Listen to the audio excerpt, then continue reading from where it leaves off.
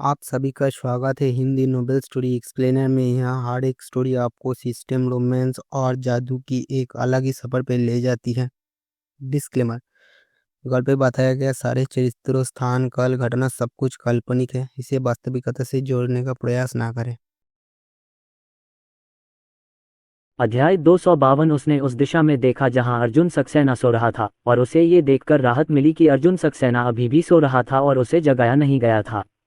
स्तनपान करा रहे पसीने से तर छोटे बच्चे का पसीना पहुंचते हुए वह सोच रहा था कि आज क्या हुआ। आज सचमुच हर पल याद रखने लायक है। ऐसे फोटोग्राफर हैं जो उनकी तस्वीरों और वीडियो का बेसब्री से इंतजार कर रहे हैं।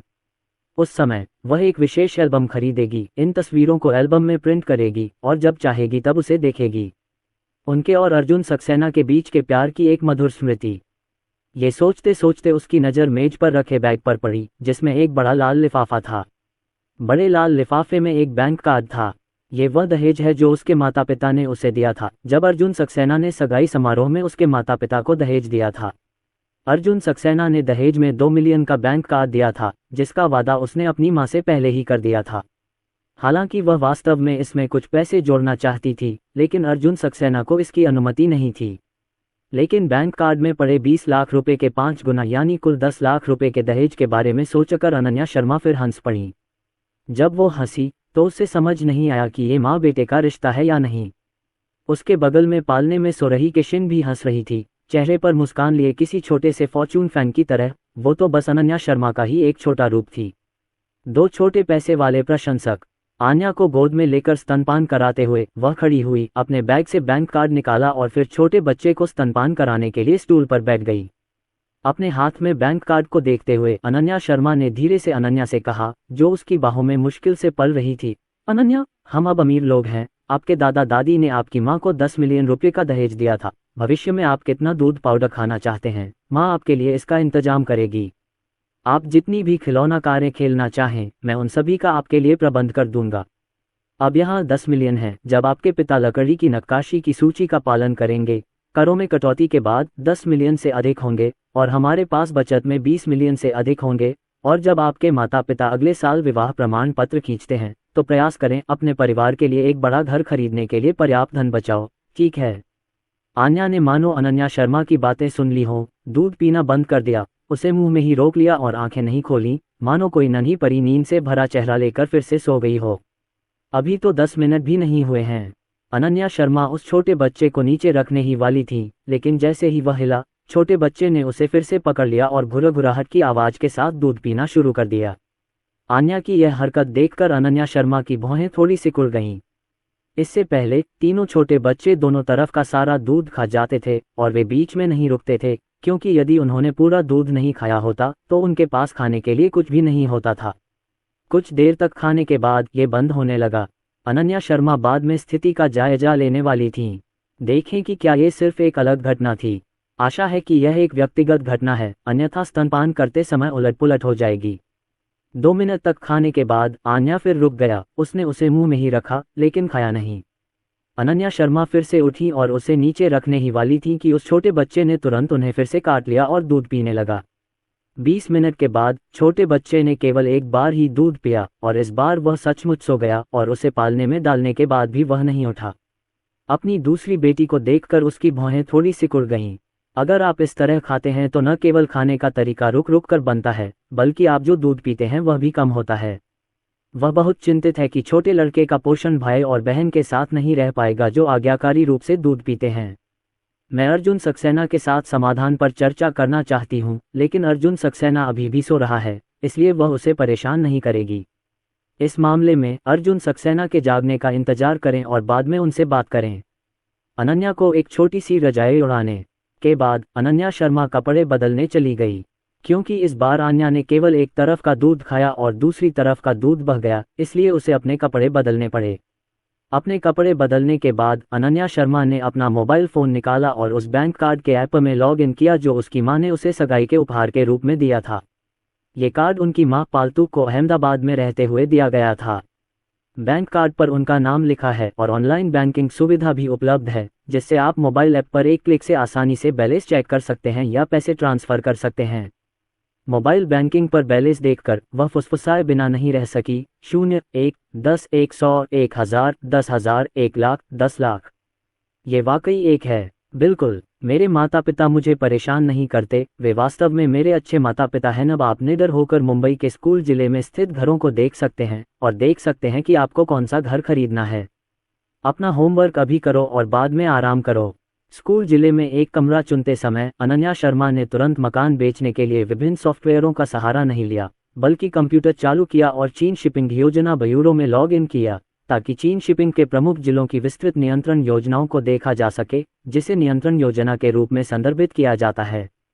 क्योंकि उनका परिवार रियल एस्टेट के कारोबार में है, हालांकि यह एक छोटा डेवलपर है, वह इस क्षेत्र के बारे में कमोबेश जानती हैं। नियंत्रण योजना किसी क्षेत्र के दीर्घकालिक विकास के लिए एक विस्तृत योजना है। नियंत्रण योजना पर प्रत्येक रंग भूमि की प्रकृति से मेल खाता है, जैसे आवासीय भूमि, वाणिज्यिक भूमि आदि। उन्होंने सबसे पहले मुंबई के विभिन्न जिलों के शहरी विकास पर नजर डाली। फिर मुंबई स्कूल डिस्ट्रिक्ट की रैंकिंग के अनुसार स्कूल डिस्ट्रिक्ट हाउस खरीदने के लिए सबसे उपयुक्त स्थान चुने, क्योंकि कभी कभी सबसे अच्छा स्कूल जिला वास्तव में सबसे अच्छा नहीं होता। उसे एक ऐसी जगह खरीदनी थी जहां उसका परिवार खुशी से रह सके और जहां बच्चे स्कूल जा सकें। खुशी में सुधार करें। शाम 5 बजे अर्जुन सक्सेना की नींद खुली। जब वह उठे तो उन्होंने देखा कि न तो बच्चे और न ही अनन्या शर्मा कमरे में थे। उसने अपनी आंखें और बाल रगड़े।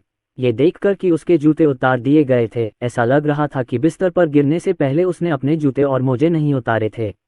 ये सोचकर उसने अपने होंठ ऊपर उठाए और मुस्कुराया। यह अवश्य ही उसकी बहू होगी जिसने उसके लिए इसे उतार दिया होगा। बाथरूम में नहा धोकर और अपना मन साफ करके अर्जुन सक्सेना दूसरी मंजिल पर बने लिविंग रूम में आ गए। दरअसल अनन्या शर्मा और 3 छोटे बच्चे लिविंग रूम में मनोरंजन पार्क में खेल रहे थे। अर्जुन सक्सेना, तुम जाग रहे हो? आरव को देखो, मुझे बहुत अच्छा लग रहा है कि मैं उसे इस तरह चढ़ने के लिए धकेल रही हूँ। अनन्या शर्मा ने आरव के पैर पकड़े और उसे आगे की ओर धकेला। वह नन्हा सा बच्चा खिलखिला उठा। बहुत उत्साहित नन्हे हाथों से उसने रेंगने वाले पैड को जोर से पकड़ लिया, खुद ही आगे रेंगने की कोशिश कर रहा था। ये बहुत प्यारा लग रहा है। अर्जुन सक्सेना मुस्कुराते हुए वहां पहुंचे और शावकों के साथ खेलने लगे। जब वह बच्चों के साथ थे, अनन्या शर्मा ने अर्जुन सक्सेना को बताया कि अनन्या ने कुछ समय से खाना बंद कर दिया है और आज वह कम दूध पी रही है, और उन्हें चिंता थी कि अनन्या का पोषण बरकरार नहीं रह पाएगा। ये तो सच में एक मामला है। आज रात जब माँ वापस आएंगी तो मैं उनसे पूछूंगा। नौसिखिए, पापा को तो समझ ही नहीं आ रहा कि इसे कैसे सुलझाया जाए। अनन्या शर्मा ने सिर हिलाया। बुजुर्गों को अनुभव था। तभी अनन्या शर्मा ने फिर से अपना फोन निकाला और खुशी खुशी अर्जुन सक्सेना को उस बैंक कार्ड का बैलेंस दिखाया जो उसकी मां ने उसे 10 मिलियन के दहेज के साथ दिया था। डुआंग डुआंग डुआंग, ये 10 मिलियन है अर्जुन सक्सेना। मैं इस पैसे को भविष्य में घर खरीदने के लिए जमा राशि के रूप में इस्तेमाल करूंगा और इसे एक बड़े मूल्य वर्ग के जमा प्रमाण पत्र में जमा करूंगा। आप क्या सोचते हैं? अर्जुन सक्सेना ने अपनी छोटी बहू के सिर पर प्यार से हाथ फेरा और कहा, ये तो ठीक नहीं है। ये प्रेस बॉक्स के नीचे से दहेज है जो तुम्हारे माता पिता ने तुम्हें दिया है। ये तुम्हारे लिए है और ये तुम्हारा निजी पैसा है। आपको घर खरीदने की चिंता करने की जरूरत नहीं है, इसे अपने पति पर छोड़ दीजिए। उन्होंने मुंबई में घर खरीदने के लिए जरूरी शर्तें जांच ली हैं। पहली, उनका शादीशुदा होना जरूरी है। दूसरी, उनके पास मुंबई में रहने वाले परिवार के नाम पर कोई घर नहीं होना चाहिए। तीसरी, उन्हें 60 महीने की सामाजिक सुरक्षा या टैक्स बिल चुकाना होगा, यानी 5 साल। अनन्या शर्मा ने कहा, हम अगले साल अक्टूबर में मैरिज सर्टिफिकेट लेने जा सकते हैं। पहले मुझे लगा था कि मैरिज सर्टिफिकेट से घर खरीद सकते हैं, इसलिए मैंने जाकर देखा तो पता चला कि अभी 5 साल की सोशल सिक्योरिटी या टैक्स बिल बाकी है। हम कॉलेज के छात्र हैं और हमने सामाजिक सुरक्षा योजना नहीं खरीदी। अगर आप इस साल कोई दुकान खोलते हैं तो आपको टैक्स देना होगा, लेकिन फिर हमें घर खरीदने के लिए 5 साल तक इंतजार करना पड़ेगा। अर्जुन सक्सेना ने अपना मोबाइल फ़ोन चालू किया और अनन्या शर्मा को दिखाया। मैंने सामाजिक सुरक्षा की स्थिति की जांच की। हालांकि हमने पहले सामाजिक सुरक्षा नहीं खरीदी थी, लेकिन ये कहता है कि सामाजिक सुरक्षा के लिए भुगतान किया जा सकता है। हमारे पास कोई कंपनी नहीं है, इसलिए हम शहरी श्रमिकों के चिकित्सा और बंदोबस्ती बीमा के लिए भुगतान कर सकते हैं। ये भी सामाजिक सुरक्षा से संबंधित है। आप 16 वर्ष की आयु तक इसमें शामिल हो सकते हैं।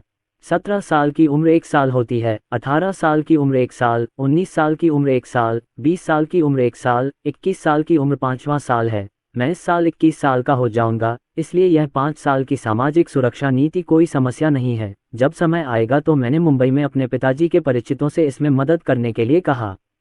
जब अनन्या शर्मा ने ये सुना तो वह तुरंत बहुत खुश हो गए। तो अगर हमें अगले साल अक्टूबर में विवाह प्रमाण पत्र मिल जाता है तो हम घर खरीदने के पात्र हो जाएंगे। लोंगबुओ के लोगों के लिए, चाहे वह पुरुष हो या महिला, या वयस्क हो या बच्चा, वे सभी अपना घर चाहते हैं। मैं अपना खुद का घर खरीदना चाहता हूँ। इस तरह आपके पास अपना घर होगा। अनन्या शर्मा ने भी ऐसा ही सोचा। वह जल्द ही अपने, अर्जुन सक्सेना और 3 छोटे बच्चों के लिए एक घर चाहती थी। अर्जुन सक्सेना ने प्रसन्नचित अनन्या शर्मा के माथे पर हल्के से हाथ फेरा और मुस्कुराते हुए कहा, ठीक है आपके पति, मुझे कड़ी मेहनत करनी होगी और अगले साल विवाह प्रमाण पत्र जारी होने से पहले 30 मिलियन जमा करने की कोशिश करनी होगी। मेरे पति, अनन्या शर्मा ने ज़ियाओफान की मुट्ठी भींचते हुए कहा, विश्वास करो।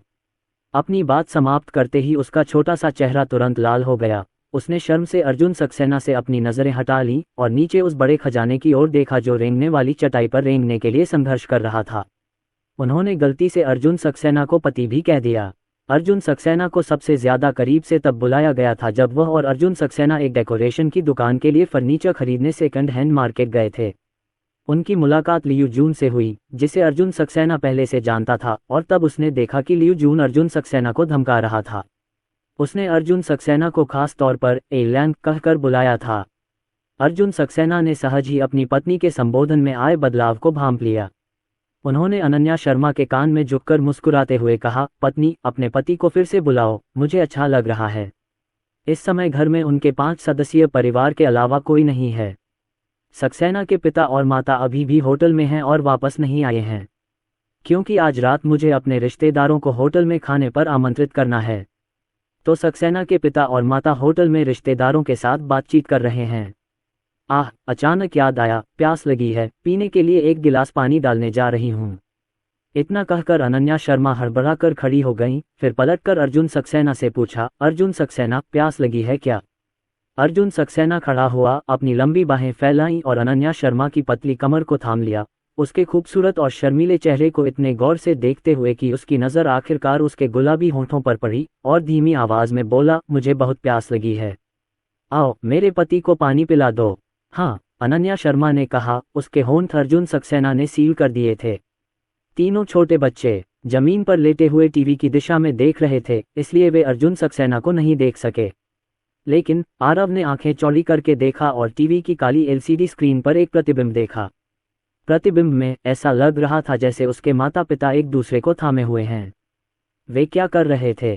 छोटा लड़का बहुत उत्सुक था और अपना सिर घुमाकर पीछे देखना चाहता था, लेकिन इस समय जब वह पेट के बल लेटा हुआ था तो उसके पास पीछे मुड़कर देखने का कौशल नहीं था।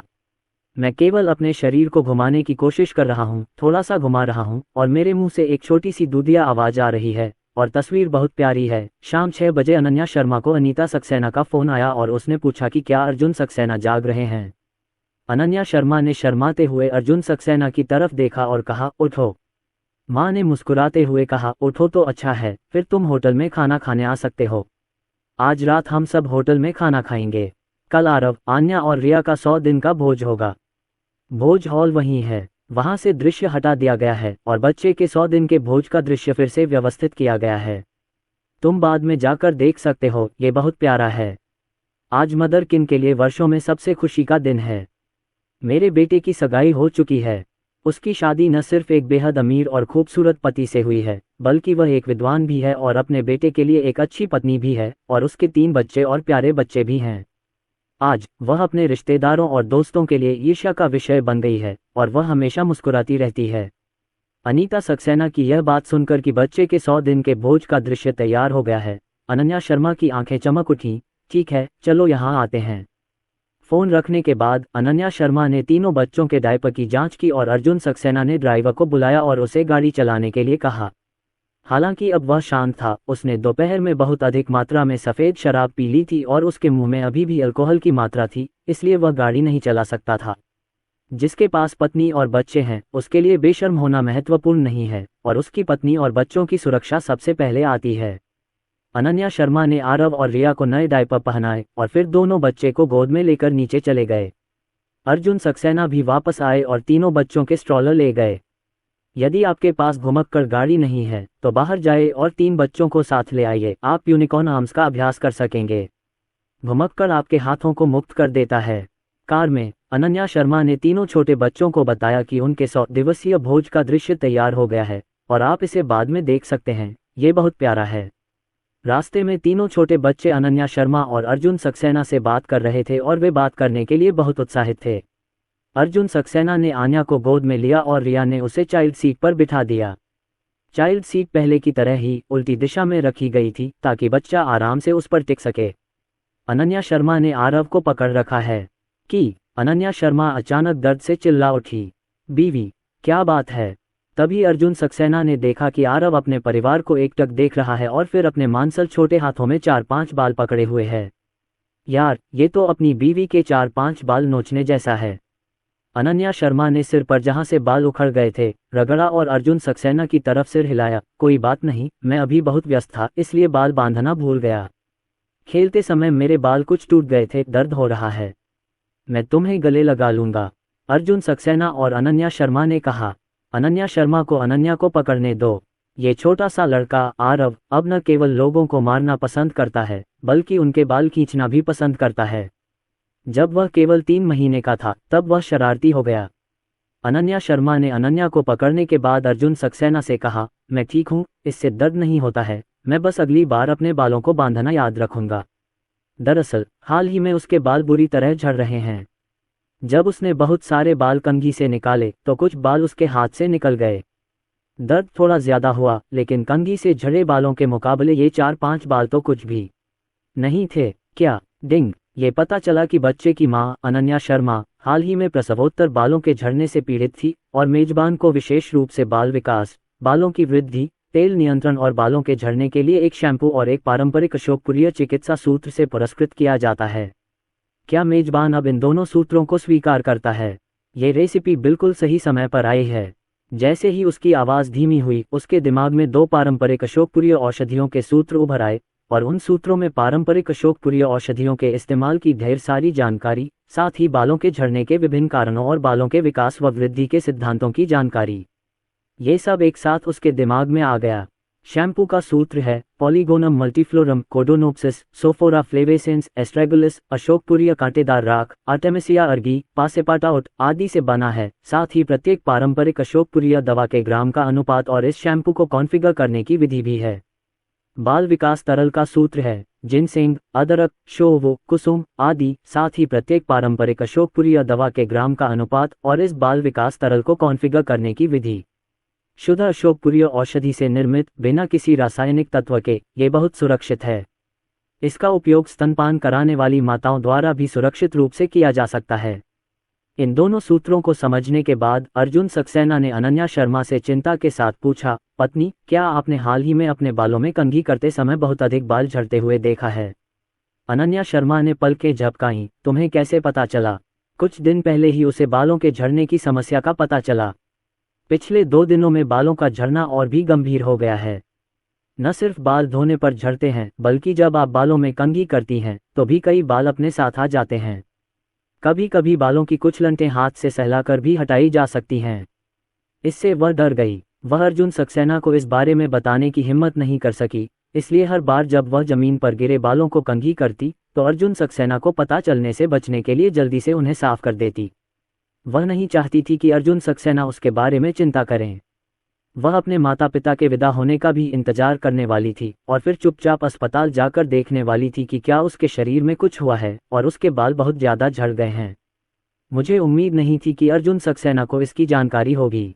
अनन्या शर्मा का घबराया हुआ रूप देखकर अर्जुन सक्सेना ने सहजता से कहा, पत्नी, चिंता मत करो, तुम्हें मुझसे छिपाने की जरूरत नहीं है। तुम्हारी इस स्थिति को प्रसवोत्तर बाल झड़ना कहते हैं, जो आमतौर पर बच्चे के जन्म के 3रे महीने में दिखाई देने लगता है।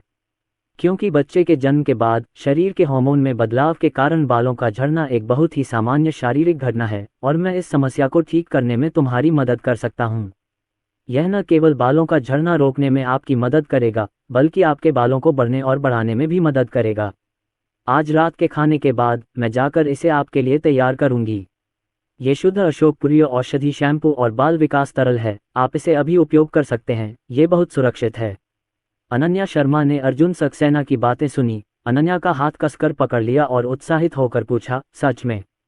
एक लड़की के रूप में और अभी भी 19 साल की लड़की होने के नाते वह नहीं चाहती थी कि उसके बाल खुले और घने हों, और अंततः वे विरल हो गए।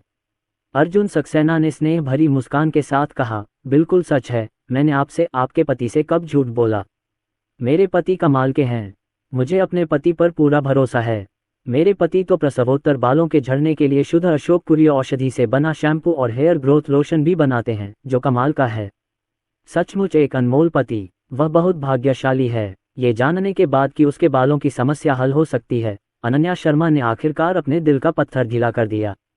आरव ने देखा कि उसे दर्द हो रहा है और वह रास्ते भर बहुत आज्ञाकारी रहा और उसने कोई आवाज नहीं की।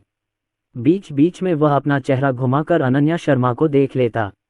गलत काम को स्वीकार करने का भाव। अनन्या शर्मा की मां को दफा बहुत पसंद आया। ये देखकर उन्होंने उसे अर्जुन सक्सेना से बदल दिया, उसकी जगह आरव को रख दिया। उसके नन्हे से चेहरे को चूमा और कहा, अगली बार उसके सुन्न बालों को मत खींचना। हमारा आरव सबसे अच्छा है। ये देखकर कि मां ने न केवल खुद को गले लगाया बल्कि खुद से बातें भी की, आरव मुस्कुराया और बिना हिले डुले खाने के लिए अपने छोटे हाथों को अपने मुंह में डाल लिया। एक शांत जीवन वाला एक सुंदर छोटा आदमी बनो। अर्जुन सक्सेना और अन्य लोग होटल पहुंचने के बाद सक्सेना के पिता और माता से मिलने और भोजन करने के लिए फ्यूज पवेलियन गए। सुखद रात्रि भोज। अनन्या शर्मा ने भी खाली समय का फायदा उठाते हुए बाथरूम में जाकर अपने बालों को पोनीटेल में बांध लिया। शीशे में बालों की पतली परत को देखकर और यह सोचकर कि अर्जुन सक्सेना जल्द ही उसके बालों को फिर से घना कर देगा, वह भविष्य के लिए उत्सुकता से मुस्कुराए। जब दादी सू बाथरूम में आई और अनन्या शर्मा को अपने बालों को देखते हुए देखा तो उन्होंने पूछा, हान, क्या तुमने हाल ही में बाल झड़ने का अनुभव किया है? एक पूर्व व्यक्ति के रूप में दादी सू जानती हैं कि कई महिलाओं को प्रसव के बाद बाल झड़ने की समस्या होती है। तो अपनी पोती को आईने में अपने बालों को देखते हुए देखकर उसने चिंता से पूछा, दादी, बाल थोड़े झड़ रहे हैं, लेकिन अर्जुन सक्सेना ने कहा कि वह एक ऐसा शैम्पू बना सकते हैं जो पहले से उगे बालों को झड़ने से रोक सकता है और मेरी समस्या का समाधान कर सकता है। दादी सू हैरान थी, अर्जुन सक्सेना अब भी शैम्पू बनाते हैं? क्या वो प्रसवोत्तर बालों के झड़ने का इलाज भी कर सकते हैं? खैर, अनन्या शर्मा ने अर्जुन सक्सेना की बात पर विश्वास कर लिया। दादी सू को दिलचस्पी हुई। उन्होंने अनन्या शर्मा का हाथ थाम लिया और बोली, हान, तुम दादी की मदद करोगी? अर्जुन सक्सेना से पूछो कि क्या उसका बनाया शैम्पू दादी के खुले बाल भी बचा सकता है। दादी के बाल फिर से उगाएं, घने काले बाल। हालांकि दादी सू इस साल 75 साल की हैं, उन्होंने बस उस वाक्य का जवाब दिया, चाहे लड़की कितनी भी बड़ी क्यों न हो, वह एक ऐसी लड़की है जो सुंदरता से प्यार करती है। 75 वर्षीय दादी सू भी इसका अपवाद नहीं है। दादी, आपके बाल ज्यादा नहीं हैं क्या? अनन्या शर्मा ने शक से पूछा। दादी सू ने अपने सिर के ऊपर से विग उठाया और अचानक उन्हें एक ऐसा सिर दिखाई दिया जो खोपड़ी को देख सकता था। विग के बाद दादी सू एक पल में 10 साल बड़ी दिखने लगीं। अनन्या शर्मा को बहुत आश्चर्य हुआ। उसे सच में पता ही नहीं था कि उसकी दादी के बाल इतने खुले हुए थे, क्योंकि जब भी वह देखने जाती थी दादी के बाल ठीक होते थे। उसे रोज उठकर विग पहनना चाहिए था, इसलिए उसे इस बारे में पता ही नहीं चला। दादी सू ने फिर से विग पहन ली और अनन्या शर्मा से बोली, तुम्हारे दादाजी के बाल तो और भी ज्यादा गंजे हो गए हैं। उन्हें डर था कि लोग उन्हें गंजे देखेंगे, इसलिए उन्होंने अपने बाल मुंडवा लिए और टोपी पहनने का शौकीन हो गए। ओह, ये पहली बार था जब अनन्या शर्मा को अपने दादा दादी के बालों के बारे में इतनी करीब से जानकारी थी। अप्रत्याशित रूप से उसके गंभीर दादा गंजे थे। टोपी ठंडक या सिर गर्म रखने के लिए नहीं, बल्कि ये दिखाने के लिए पहनो कि वह गंजे हैं। बाथरूम से लौटने के बाद अनन्या शर्मा और अर्जुन सक्सेना ने उनके द्वारा बनाए गए एंटी हेयर लॉस शैम्पू के बारे में फुसफुसाया, जो बुजुर्गों के बाल बढ़ने और न बढ़ने में मदद कर सकता है। चून की प्रत्येक प्रकार के बाल झड़ने की प्रकृति अलग अलग होती है, इसलिए वह नहीं जानती कि यह उपाय काम करेगा या नहीं। लेकिन जब उसने देखा कि विग लगाने के बाद उसकी दादी 10 साल बड़ी दिखने लगी हैं और उसके दादा को पूरे साल टोपी पहननी पड़ती है, तो उसे थोड़ी परेशानी हुई। मैं पूछना चाहता हूं कि क्या अर्जुन सक्सेना द्वारा बनाया गया शैम्पू उनके दादा दादी के बुजुर्गों के बालों के झड़ने पर प्रभावी हो सकता है? हाँ, अर्जुन सक्सेना ने कहा। अनन्या शर्मा की आंखें चमक उठी। ये तो बहुत बढ़िया है। क्या बात है? अनीता सक्सेना अनन्या शर्मा के बगल में बैठी और मुस्कुराते हुए पूछा। नहीं, ऐसा कुछ नहीं है। अनन्या शर्मा ने अपने दादा दादी के बाल झड़ने की समस्या को खाने की मेज पर नहीं रखा था। आखिरकार यह अच्छी बात नहीं है। और अगर आज उसकी दादी ने उसके सामने विग नहीं उतारी होती तो उसे पता भी नहीं चलता कि उसकी दादी के बाल इतने खुले हुए होते, कि उनमें बस थोड़े से बाल ही बचे होते। दादी सू को कुछ पता लग गया और उन्होंने पूछा, अनन्या, क्या ये सचमुच संभव है? दादी सू अनीता सक्सेना के बगल में बैठी थीं। खैर, अनन्या शर्मा ने सिर हिलाया। अनीता सक्सेना को आश्चर्य हुआ कि दोनों पोते पोतियां किस बात पर काला करने की बात कर रहे थे, वह एक शब्द भी क्यों नहीं समझ पा रही थीं। दादी सू ये सुनकर बहुत खुश हुईं। उन्होंने उत्साह से अनीता सक्सेना का हाथ थपथपाया और कहा, याक्सिन, मैंने सुना है कि तुमने कहा था कि लैंगलांग ने तुम्हारी कमर की मांसपेशियों में खिंचाव के लिए एक पारंपरिक अशोकपुरिया दवा दी थी। तुम्हारे इस्तेमाल के बाद यह अच्छी तरह काम करती है। इस बारे में बात करते हुए अनीता सक्सेना ने प्रशंसा करते हुए कहा, वाह, अर्जुन सक्सेना द्वारा बताई गई देसी दवा वाकई बहुत असरदार है। मैंने आधे महीने देसी दवा ली और फिर आधे महीने तक गर्म सेक भी किया। मेरी कमर काफ़ी बेहतर हो गई है और मैं लगातार चल सकती हूँ। 4-5 घंटे तक मुझे कमर दर्द नहीं होता। मैं पहले ऐसा नहीं कर पाता था। आधे घंटे चलने के बाद मेरी कमर इसे बर्दाश्त नहीं कर पाती थी और मुझे बैठकर आराम करना पड़ता था। मैं लंबे समय तक कंप्यूटर के सामने बैठकर उसका उपयोग नहीं कर सकता। अब मुझे लग रहा है कि मैं बिल्कुल ठीक हूँ, बहुत ही आरामदायक। इतना कहकर अनीता सक्सेना ने अर्जुन सक्सेना से कहा, अर्जुन सक्सेना, आपकी रेसिपी वाकई काम करती है। तुम्हारे चाचा ने मुझे बरसों से कई मशहूर डॉक्टर्स ढूंढने में मदद की है, पर उनमें से किसी का भी जड़ से सफाया करने का असर नहीं हुआ। इस बार मुझे बहुत मज़ा आया। खाने की मेज पर सभी ने सुना कि अर्जुन सक्सेना के पास कमर की मांसपेशियों में खिंचाव के लिए दवा है और सभी ने पूछना शुरू कर दिया। खासकर अर्जुन सक्सेना और अनन्या शर्मा की मौसी और मौसी, क्योंकि उनकी उम्र में एक बहुत ही आम बीमारी कमर की मांसपेशियों में खिंचाव है। कुछ समस्याएं प्रसव के बाद होती हैं, जबकि अन्य लंबे समय तक बैठे रहने या अधिक काम करने के कारण होती हैं। जब आप पूरी तरह से निष्क्रिय हो जाते हैं, कुछ नहीं करते हैं और अनीता सक्सेना की तरह एक व्यापक पत्नी होते हैं, तो आपको कमर दर्द नहीं होगा। लेकिन आज के समाज में इतना दबाव है और आपको पैसा कमाना है, इसलिए कम पीठ दर्द, लेकिन ये भी पैसे के लिए चलाने के लिए।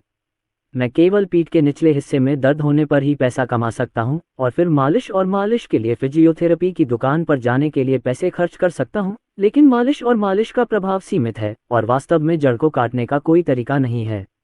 अर्जुन सक्सेना ने अनन्या शर्मा से उन रिश्तेदारों के नाम लिखने को कहा जिन्हें कमर की मांसपेशियों में खिंचाव के इलाज की ज़रूरत है। आज रात वह पारंपरिक अशोकपुरिया दवा खरीदने के लिए दवा की दुकान गए और फिर निर्देशों का प्रिंट आउट लिया। कल वह बच्चे के जन्म के 100 दिन का भोज लाएंगे और सबको बांटेंगे। वह आज रात अनन्या शर्मा के लिए शैम्पू बनाने हेतु अशोकपुरिया दवा खरीदने के लिए अशोकपुरिया फार्मेसी जा रहे थे। वास्तव में अशोकपुरिया हर्बल शैम्पू बनाना बहुत आसान है और इसे आज रात भी बनाया जा सकता है। इन छोटी छोटी बातों के बारे में बात करते हुए जो सभी में समान है, सक्सेना परिवार की चाची किन्रू ने विषय को आगे बढ़ाया और सभी से पूछा कि क्या बालों के झड़ने के इलाज का कोई अच्छा तरीका है। बातचीत करना। पिछले कुछ समय से मुझ पर काम का बहुत दबाव है और मैं 1 महीने तक देर तक जागती रही, जिसकी वजह से मेरे बाल झड़ गए।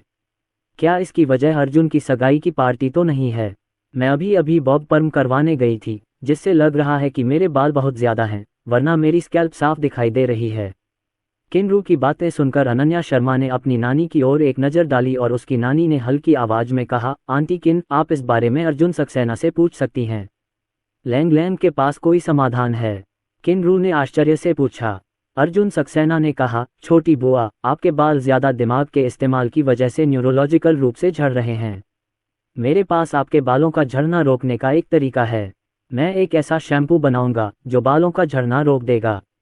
अनन्या शर्मा ने भी सिर हिलाया और कहा, अर्जुन सक्सेना वाकई बहुत अच्छे हैं। बच्चे के जन्म के बाद मुझे हाल ही में बाल झड़ने लगे थे। अर्जुन सक्सेना ने कहा कि वह मुझे एक हेयर लॉस शैम्पू और हेयर रिस्टोरर बनाने में मदद कर सकते हैं, जो न सिर्फ बालों का झड़ना रोक सकता है, बल्कि बालों को भी बढ़ा सकता है। बाल उगाएं। किन्रू बहुत खुश हुई और उसने अर्जुन सक्सेना से पूछा कि क्या वह उसके लिए शैम्पू और हेयर रिस्टोरर की एक बोतल तैयार कर सकती है। अर्जुन सक्सेना ने तुरंत सहमति जताई कि इसमें कोई समस्या नहीं होगी। बालों के झड़ने से परेशान सिर्फ किन्रू ही नहीं, बल्कि खाने की मेज़ पर मौजूद और भी कई लोग थे। सभी अर्जुन सक्सेना से शैम्पू और हेयर रिस्टोरर की मदद मांगने लगे। ये दृश्य देखकर अनन्या शर्मा ने पलकें झपकाईं और कहा, अर्जुन सक्सेना, क्या हम भविष्य में शैम्पू को कोई नाम दें और फिर शैम्पू बेचने के लिए एक फैक्ट्री खोलें?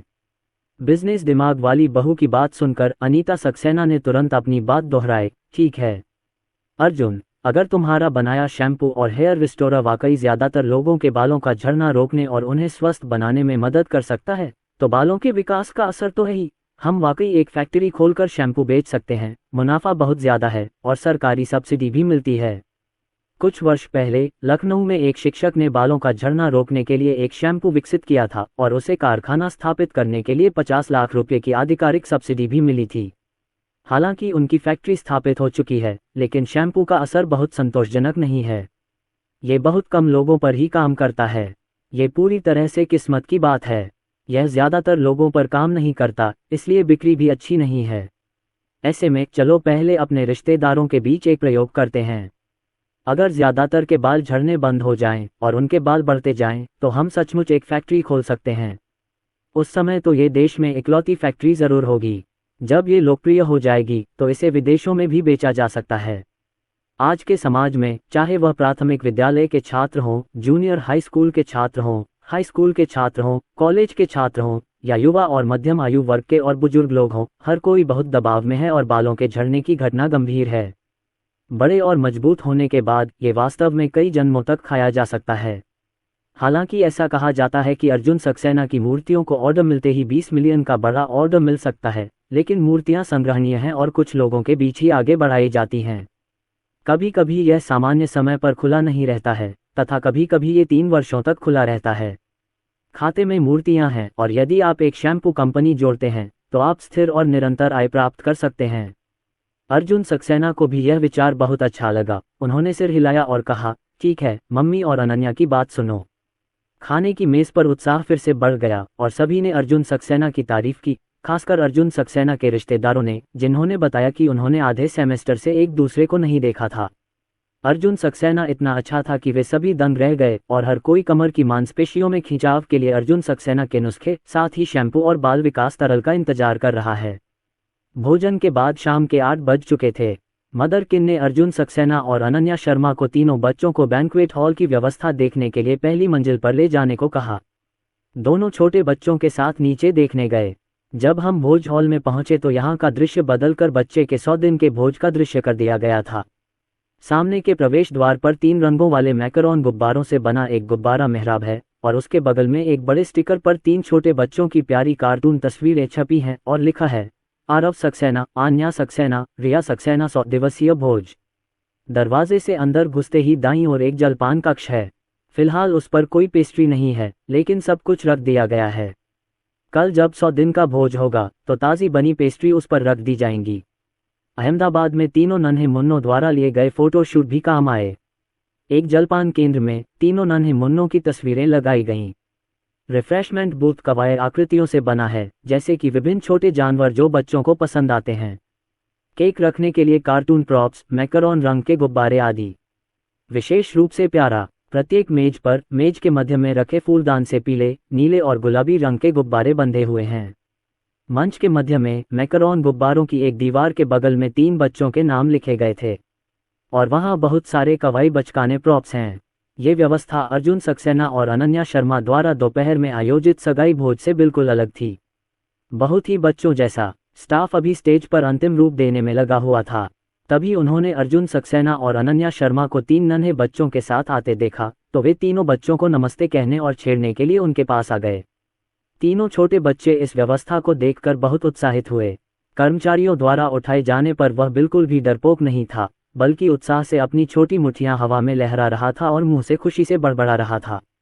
मानो कह रहे हों कि इस व्यवस्था से बहुत संतुष्ट हूं, क्योंकि मुझे बाद में दवा खरीदने के लिए फार्मेसी जाना है। फार्मेसी रात 10 बजे बंद हो जाएगी, इसलिए यहाँ 10 मिनट से अधिक समय तक खेलने के बाद अर्जुन सक्सेना अनन्या शर्मा और बच्चों को ले गया।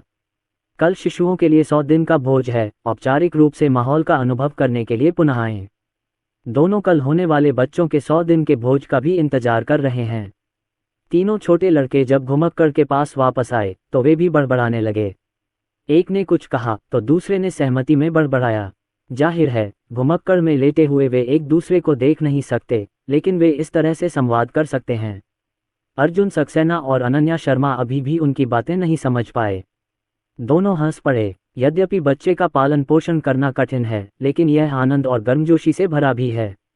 पहले की तरह अर्जुन सक्सेना ने ड्राइवर को गाड़ी चलाने के लिए बुलाया और वह और अनन्या शर्मा 3 छोटे बच्चों के साथ पीछे की सीट पर बैठ गए। अर्जुन सक्सेना ने पहले ड्राइवर से अशोकपुरी फार्मेसी तक चलने को कहा। फिर फार्मेसी पहुंचने के बाद अर्जुन सक्सेना ने अनन्या शर्मा को कार में इंतजार करने के लिए कहा और वह अशोकपुरी दवा खरीदने के लिए फार्मेसी चले गए। क्योंकि अर्जुन सक्सेना ने लंबा मसल स्ट्रेन, शैम्पू और हेयर ग्रोथ लोशन के लिए बहुत अधिक सामान खरीद लिया था, फार्मेसी के पास उस समय इतना स्टॉक नहीं था। अर्जुन सक्सेना ने उनका स्टॉक खरीद लिया और फिर स्टोर के मालिक का व्हाट्सएप भी जोड़ दिया। दुकान मालिक ने अर्जुन सक्सेना के घर का पता पूछा और कहा कि अर्जुन सक्सेना जो भी औषधीय सामग्री खरीदना चाहते हैं वह 2 दिन में उपलब्ध हो जाएगी और उसी समय उन्हें उनके घर पहुंचा दिया जाएगा। अर्जुन सक्सेना ने पता छोड़ा और खरीदे गए सामान को कार के किनारे लाकर डिक्की में रख दिया और कार पर सवार हो गए। फिर अर्जुन सक्सेना ने ड्राइवर से दैनिक आवश्यकताओं की एक दुकान पर चलने को कहा और अर्जुन सक्सेना ने ड्राइवर को दुकान का स्थान बता दिया। रास्ते में अर्जुन सक्सेना ने अनन्या शर्मा को बताया कि अशोकपुरी दवा की दुकान ने अभी सभी अशोकपुरी दवाएं नहीं खरीदी हैं और फार्मेसी में दवाएं खत्म हो गई हैं तथा सभी दवाएं आने में 2 दिन लगेंगे। अनन्या शर्मा को वहां अपने रिश्तेदारों से बात करने दीजिए। हुआ यूं कि अनन्या शर्मा के रिश्तेदार परसों वापस चले जाएंगे और दवा भी परसों आ जाएगी। वापस जाने से पहले वे दवा ले सकते हैं और शैम्पू और हेयर रेस्टोरेंट बनाने का समय भी मिल जाएगा, क्योंकि शैम्पू और हेयर रिस्टोरर बनाने में ज़्यादा समय नहीं लगता है। अगर आपको फॉर्मूला पता है, साथ ही गर्मी और संचालन के चरण भी पता हैं, तो आप सिर्फ 1 घंटे में शैम्पू और हेयर रिस्टोरर बना सकते हैं। मैं दैनिक आवश्यकताओं की दुकान पर गया क्योंकि मुझे शैम्पू बनाने के लिए 2 और उत्पादों की आवश्यकता थी, अमीनो एसिड मॉइस्चराइज़र और गाढ़ा करने वाले उत्पाद। अमीनो एसिड मॉइस्चराइज़र बालों पर उत्कृष्ट प्राकृतिक मॉइस्चराइजिंग प्रभाव डालते हैं, जिससे बाल चमकदार हो जाते हैं। शैम्पू की सांद्रता बढ़ाने के लिए गाढ़ा करने वाले पदार्थों का उपयोग किया जाता है। क्योंकि शैम्पू शुरू में पानी से बना होता है, गाढ़ापन का उपयोग करने के बाद शैम्पू की सांद्रता को बढ़ाया जा सकता है और पेस्ट में बनाया जा सकता है, जो उपयोग करने के लिए सुविधाजनक है। दैनिक आवश्यकताओं की दुकान से ये दोनों चीज़ें खरीदने के बाद अर्जुन सक्सेना ने ड्राइवर से घर चलने को कहा। आधे रास्ते में अर्जुन सक्सेना का मोबाइल फ़ोन बज उठा। अनीता सक्सेना का फ़ोन था। उसने एक हाथ से आरव को पकड़ा और दूसरे हाथ से फ़ोन उठाया।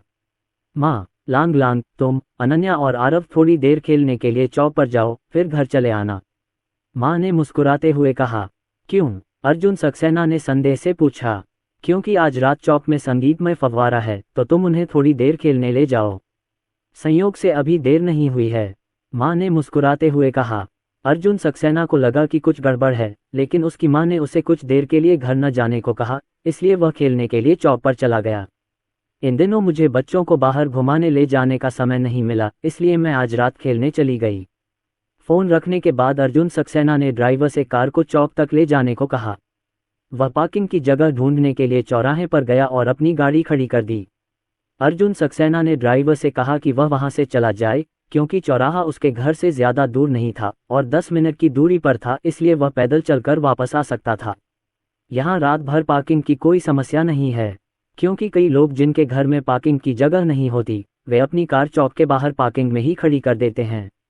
यहाँ चारों ओर निगरानी रखी जाती है तथा यहाँ 24 घंटे मोबाइल पुलिस आर.वी. भी काम करती रहती है, बिल्कुल सुरक्षित। बच्चों को स्ट्रॉलर में बिठाने के बाद तीनों स्ट्रॉलर एक दूसरे के बगल में अटक गए। अर्जुन सक्सेना और अनन्या शर्मा ने तीनों स्ट्रॉलर को चौक में धकेल दिया। शाम के 8:30 बज रहे थे और चौक पर मौजूद लोग धीरे धीरे वापस जाने लगे थे, लेकिन अभी भी वहां आंटियां स्क्वायर डांस कर रही थीं और लोग वहां बम्पर कार खेल रहे थे, जो अभी भी बहुत जीवंत था। विशेषकर अब गर्मी की छुट्टियां हैं, कई चाचा चाची अपने बच्चों को यहाँ घुमाने ले जाते हैं। यहाँ आइस स्केटिंग, स्ट्रीट डांसिंग आदि का आयोजन होता है। अरे, मम्मी ने बताया नहीं था कि यहाँ एक संगीतमय फव्वारा है।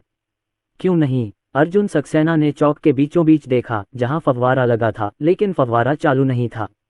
जब चौक में फव्वारा खोला जाता है तो यह वास्तव में सुंदर होता है और प्रकाश प्रभाव के साथ ये बहुत चकाचौंध करता है। अनन्या शर्मा ने कहा, शायद आंटी को घर पर कुछ काम है, इसलिए हम दोनों का पहले वापस जाना असुविधाजनक है। खैर, अर्जुन सक्सेना को भी ऐसा ही लगा। चलो, वहां खेलने चलते हैं। अर्जुन सक्सेना ने पास ही उस जगह की ओर इशारा किया जहां बच्चे मछली पकड़ रहे थे और मिट्टी गूंथ रहे थे।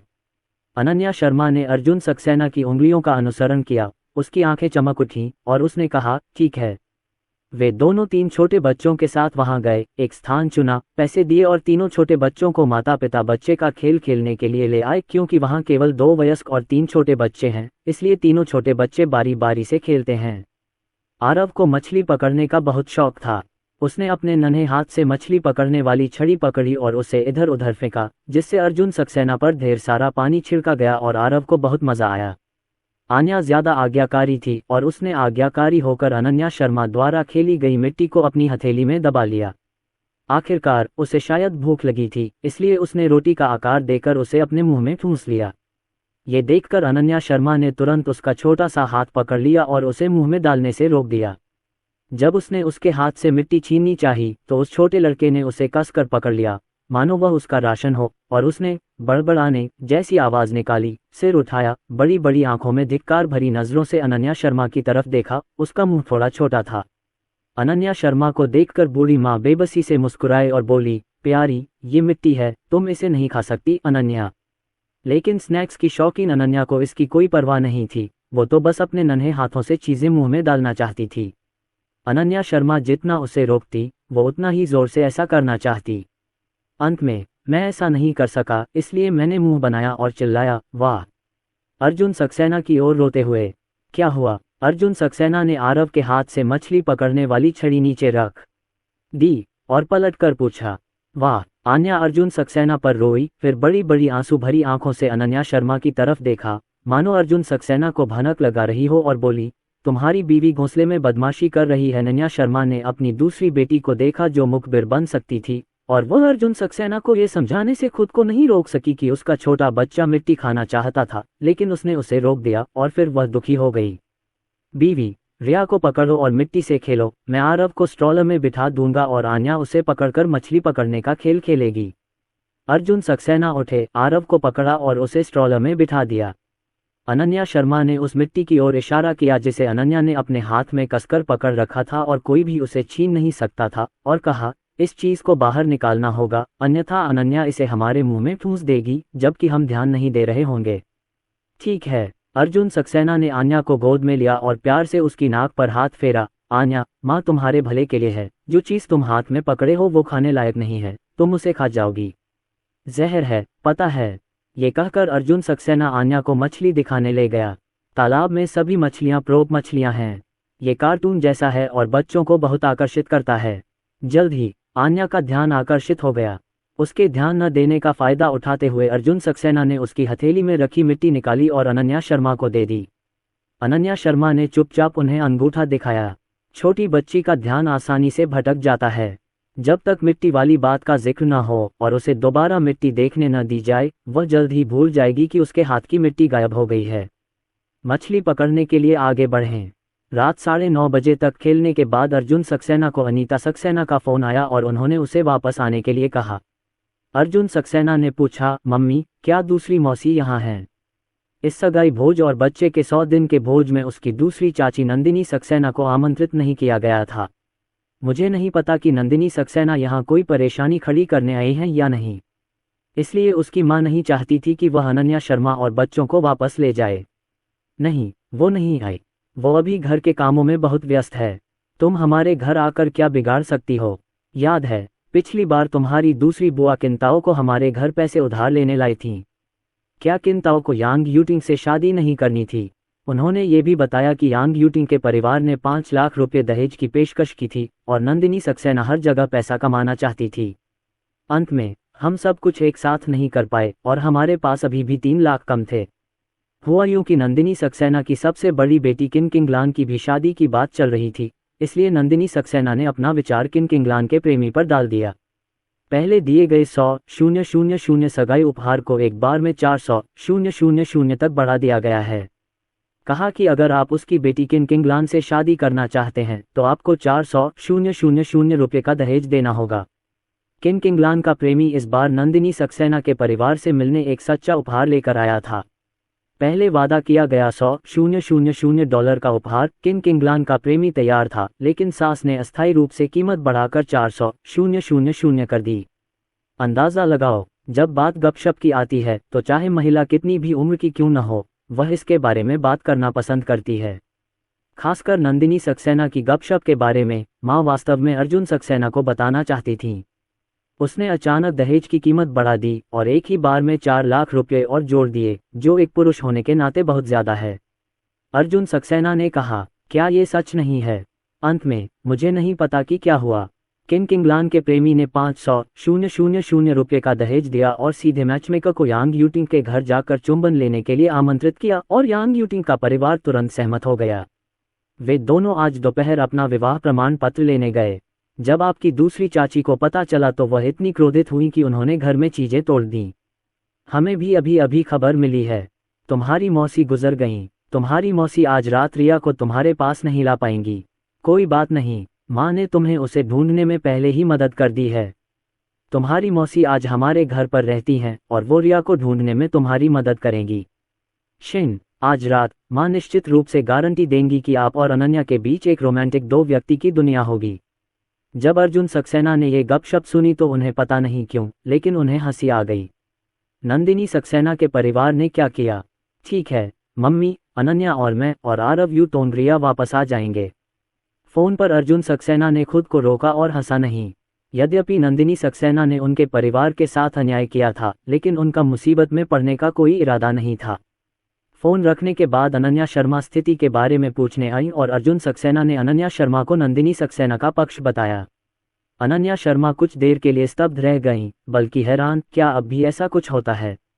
क्या यह इसलिए नहीं कि सास का अस्थायी वधू मूल्य बढ़ गया और दूसरे पक्ष ने देवर की देवी से गुप्त विवाह कर लिया? मुझे लगा था कि ऐसा सिर्फ उपन्यास में ही होता है, पर मुझे उम्मीद नहीं थी कि ऐसा सचमुच होगा। यह हकीकत में भी हुआ। यह अनुमान लगाया जाता है कि आपकी दूसरी चाची इस समय बहुत गुस्से में हैं और आपके चचेरे भाई किन किंगलान को भी अपनी मृत्यु पर पछतावा होने की उम्मीद है। अर्जुन सक्सेना ने किशन को अनन्या शर्मा की गोद से लिया, उसे स्ट्रॉलर में बिठाया और कहा, वे चाहे जो भी कर रहे हों, हमें बस अपनी छोटी सी जिंदगी अच्छे से जीनी है। अनन्या शर्मा ने सिर हिलाया। हम घर वापस आकर माँ ने मुस्कुराते हुए अर्जुन सक्सेना और अनन्या शर्मा को ऊपर जाने दिया और तीनों छोटे बच्चे नीचे ही रहे।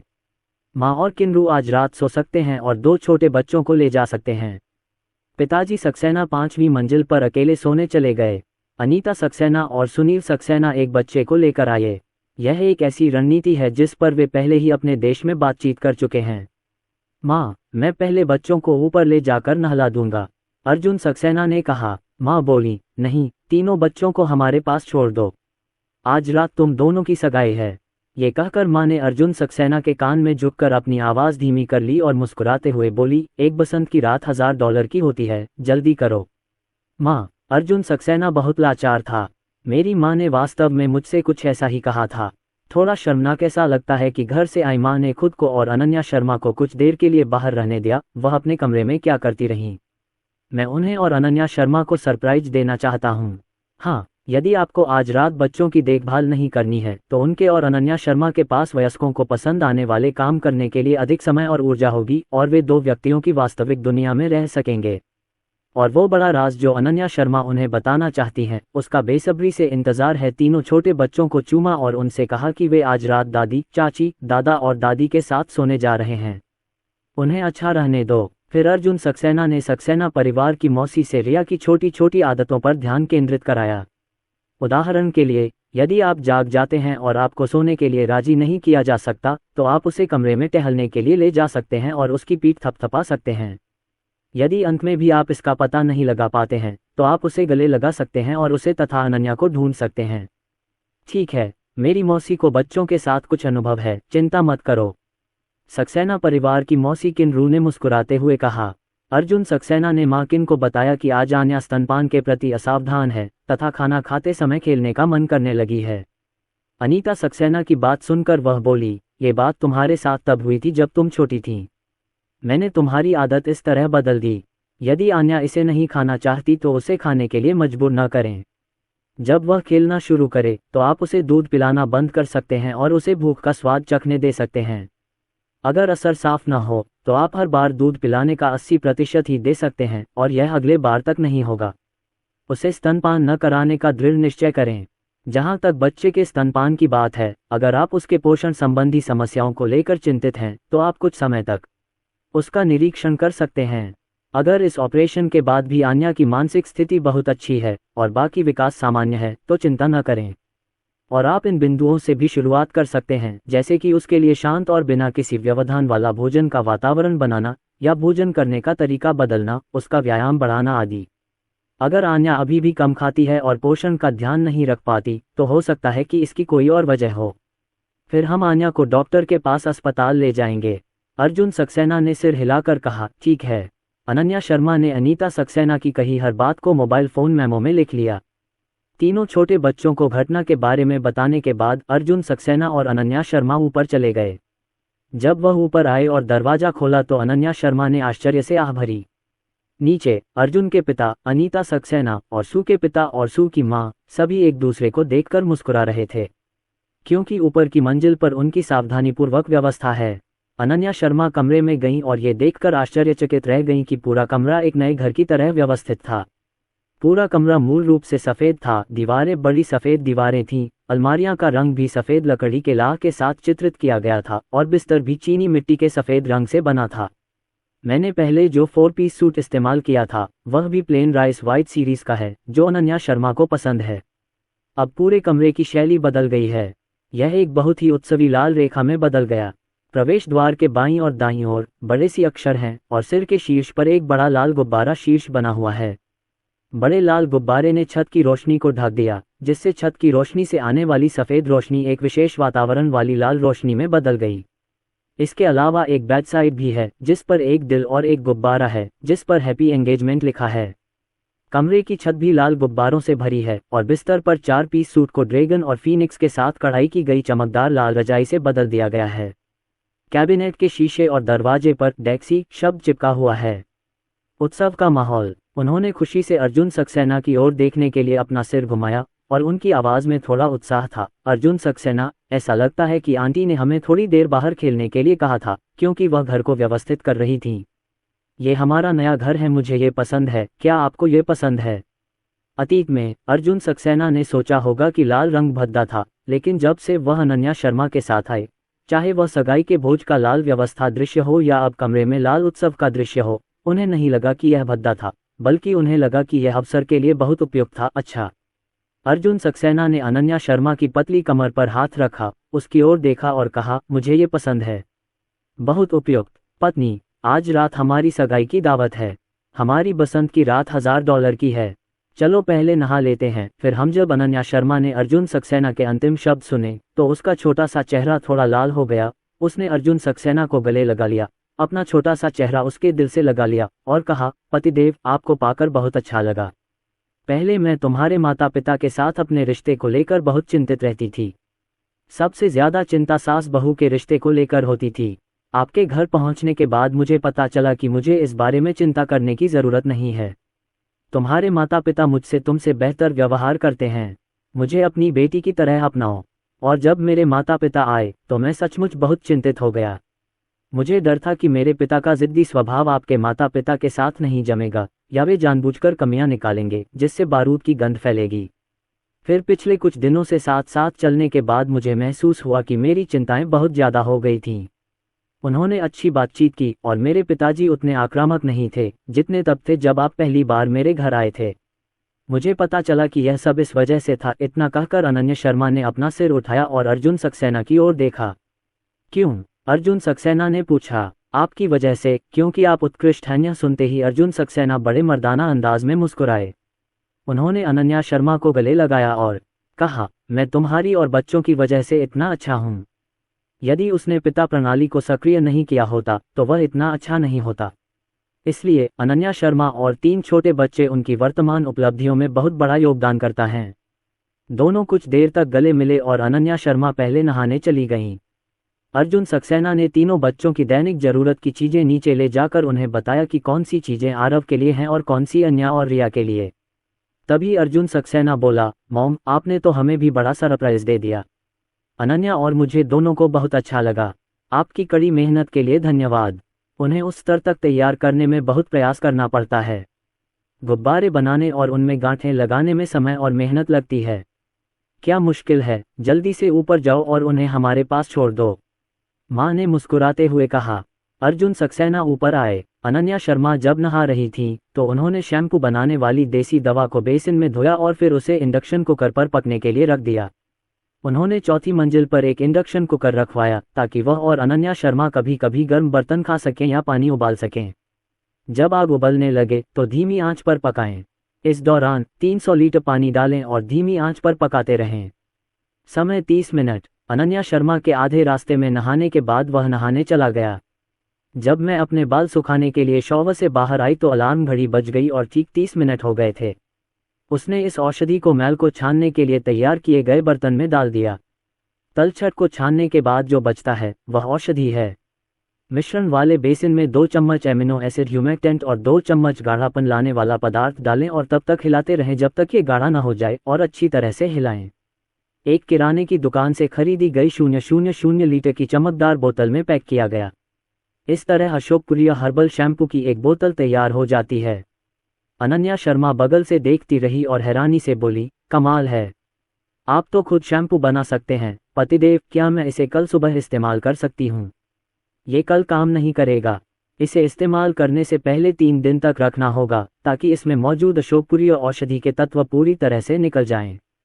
अर्जुन सक्सेना ने कहा। अनन्या शर्मा ने सिर हिलाया, फिर उत्साहित होकर बोली, मैं इस शैम्पू की बोतल को 3 दिन में इस्तेमाल कर सकती हूँ और मेरे बाल झड़ना बंद हो जाएंगे। मैं अपने बाल और भी बढ़ा सकती हूँ। उसकी उत्सुकता तुरंत पूरी हो गई।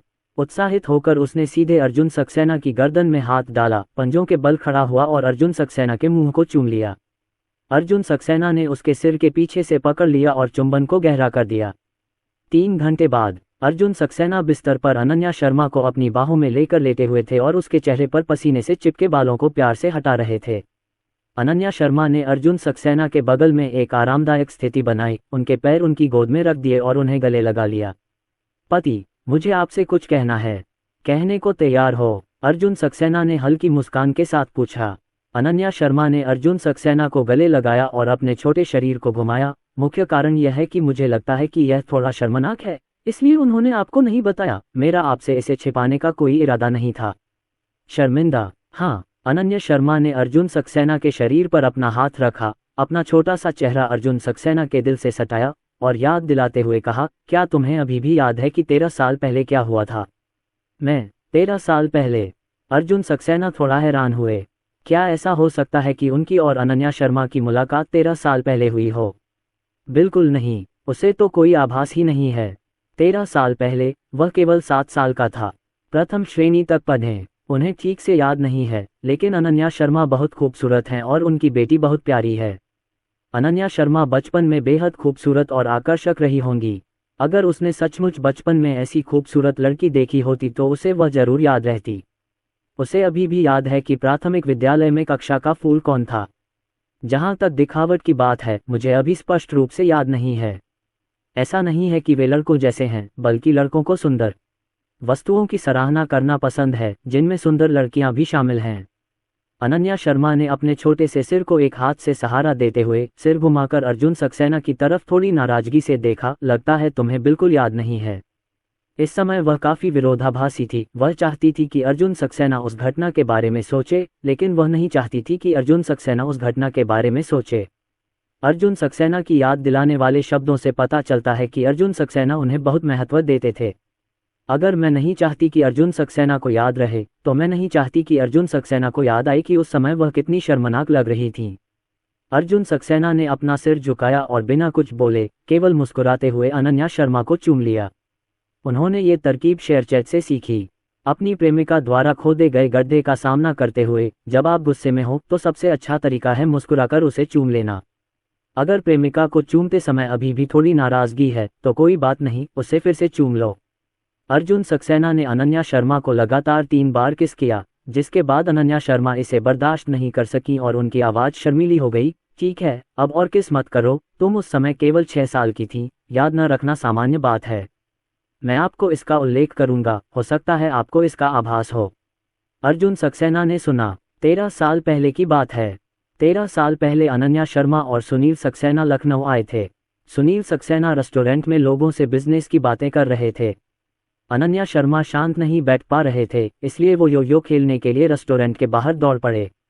फिर एक दबंग लड़का है जो उसके साथ यो यो खेलना चाहता है, लेकिन अगर वह इसे नहीं देती है तो दूसरा पक्ष आकर इसे हड़प लेगा। अनीता सक्सेना ने उसके लिए ये यो यो खरीदा है और अनन्या शर्मा भी बहुत जिद्दी है। यदि दूसरा पक्ष मजबूत है तो वह कमजोर होगा। इसके विपरीत प्रतिद्वंद्वी जितना मजबूत होगा वह उतनी ही मजबूत होगी। दोनों में लड़ाई हुई। उसने लड़के को यो यो पकड़ने नहीं दिया और लड़का रोता हुआ भाग गया। उसने सोचा कि यह सब ठीक है।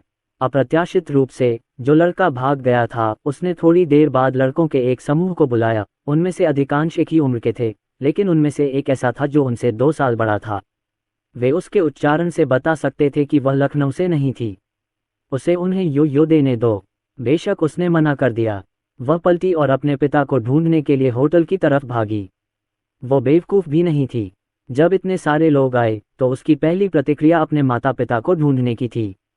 लेकिन जो व्यक्ति उससे 2 साल बड़ा था वह मूर्ख नहीं था और उसने तुरंत होटल वापस जाने का रास्ता रोक दिया। उस समय उनके पास मोबाइल फ़ोन नहीं था, केवल पीएचएस था, लेकिन पीएचएस का उपयोग केवल अहमदाबाद में ही किया जा सकता था, लखनऊ में नहीं। उसने अपने पिता को जोर से होटल की तरफ बुलाया, लेकिन बाहर बहुत शोर था, होटल में भी बहुत शोर था और घर अलग थलग था। सुनील सक्सेना, जो होटल में बिजनेस की बातें कर रहे थे, अपनी बेटी की चीख बिल्कुल नहीं सुन पाए।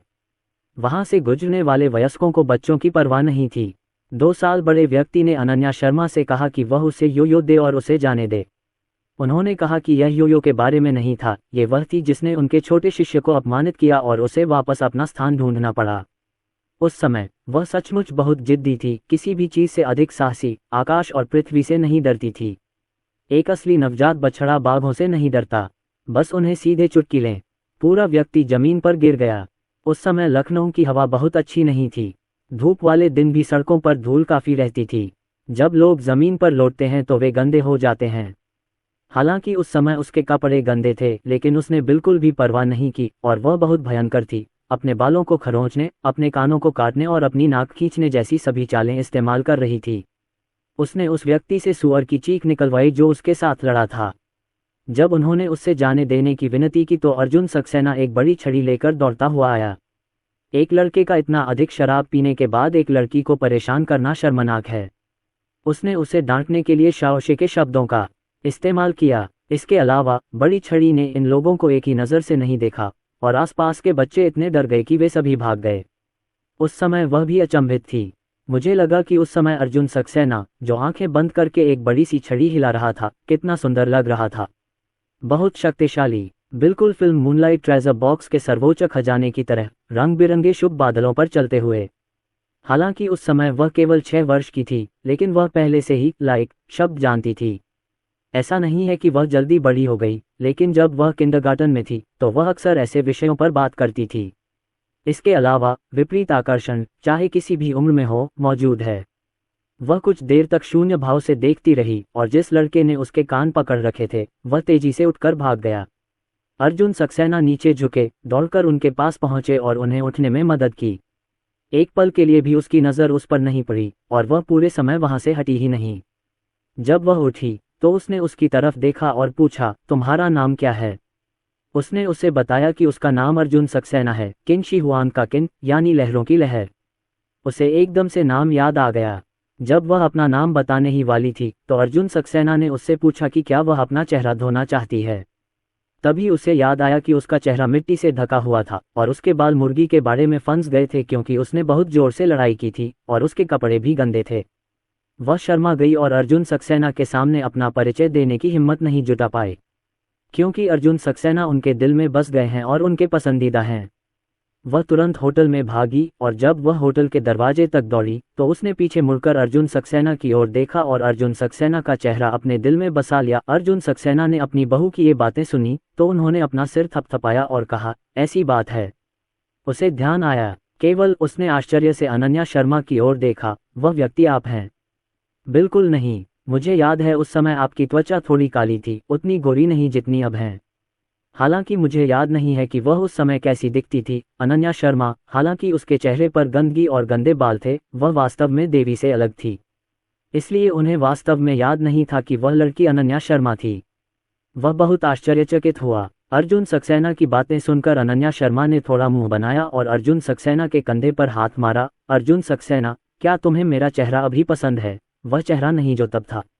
नहीं। अर्जुन सक्सेना ने अपना सिर नीचे किया और अनन्या शर्मा को आराम से चूमा। सच मत बोलो, नहीं तो पिटाई होगी। मुझे लगता है कि उस समय आपकी त्वचा थोड़ी पीली थी, शायद उस समय आपके चेहरे पर धूल जमी होने के कारण। यही कारण है। अनन्या शर्मा ने अर्जुन सक्सेना को नाराजगी भरी निगाहों से देखा। अर्जुन सक्सेना, क्या तुम मेरे साथ इसलिए रहे क्योंकि मैं सुंदर हूँ? ये गड्ढा खोदा गया है और यह एक पूर्ण प्रस्ताव है। अर्जुन सक्सेना ने कहा, तुम क्या सोचते हो? तुम मुझे बहुत सही सोच में डाल देते हो। एक दिन जब मैं अपनी दादी को सड़क पार करा रहा था, अचानक एक कार ने मुझे टक्कर मार दी। उस पल मेरे दिमाग में सबसे पहले यही आया कि समय तुम्हारे बारे में सोचता है। क्या तुमने कहा था कि मैं तुम्हारे साथ इसलिए था क्योंकि तुम सुंदर थी? अनन्या शर्मा एक पल के लिए स्तब्ध रह गईं। उन्हें उम्मीद नहीं थी कि अर्जुन सक्सेना इस तरह का जवाब देंगे। अर्जुन सक्सेना, क्या आपका मुंह शहद से भरा हुआ है? बहुत अच्छा। अनन्या शर्मा की बातें सुनकर अर्जुन सक्सेना का दिल शांत हो गया। मैं इस विषय पर आगे बात करने की हिम्मत नहीं कर सकता, वरना मैं कुछ और प्रस्ताव भेजूंगा और यह सीधा आदमी वास्तव में इसे स्वीकार करने में असमर्थ हो जाएगा। केवल इतना ही कहा जा सकता है कि 18वीं महिला विश्वविद्यालय बदल गया है और यह साल दर साल बेहतर होता जा रहा है। बीवी, बाद में तुमने मुझे कैसे ढूंढा? नाम एक होने की वजह से तो नहीं, है ना? और वैसे भी, जब मैं 7 साल का था तो मैं अपने से काफ़ी अलग था, इसलिए मुझे उसे पहचानना नहीं चाहिए था। इस बारे में बात करते हुए अनन्या शर्मा ने कहा, अगर आप लोगों को देखेंगे तो आप मुझे बिल्कुल नहीं पहचान पाएंगे। मैं भी अब 6 साल की उम्र से बहुत अलग हो गई हूँ। उस समय मुझे रोज़ अपने पिताजी के साथ मछली पकड़ने जाना बहुत पसंद था। मेरा रंग बहुत सांवला था और यह बहुत खूबसूरत था।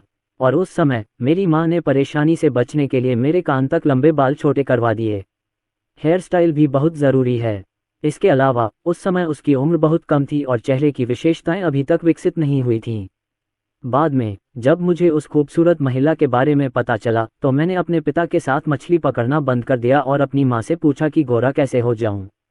मैं गोरा होने के लिए बहुत रोया क्योंकि मेरे माता पिता बहुत गोरे थे और मुझे एहसास हुआ कि मैं बहुत काला हूँ।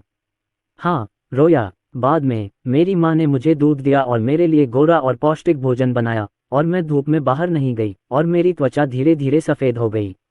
और जब मेरी माँ ने मुझे मेरे बाल कटाने को कहा तो मैंने बाल कटाने से मना कर दिया। मैं लंबे बाल रखना चाहती हूँ। जब आपके बाल आपकी कमर तक पहुँच जाएंगे तो आपसे मिलने का इंतज़ार रहेगा। इतना कहकर अनन्या शर्मा ने मीठे चेहरे के साथ कहा।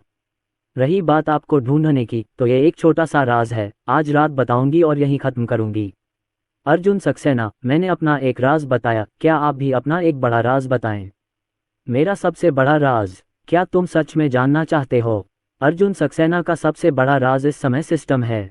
अनन्या शर्मा को इस बारे में बताना वाकई मुश्किल है क्योंकि यह अवैज्ञानिक है। अनन्या शर्मा इस पर विश्वास नहीं करेंगी। सोचा कि वह उसे बेवकूफ़ बना रहा है। बिल्कुल अभी नहीं बताऊंगा, अर्जुन सक्सेना ने मुस्कुराते हुए कहा। अनन्या शर्मा ने पलकें झपकाईं। देर सवेर खोद कर निकाल ही लेंगे, कैसे खोदें? मैं तुम्हें नहीं बताऊंगा, तुम मुझे फंसा रहे हो और मैं तुम्हें फंसा रहा हूँ।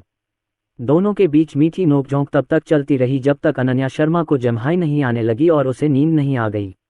अनन्या शर्मा पहले सो गईं।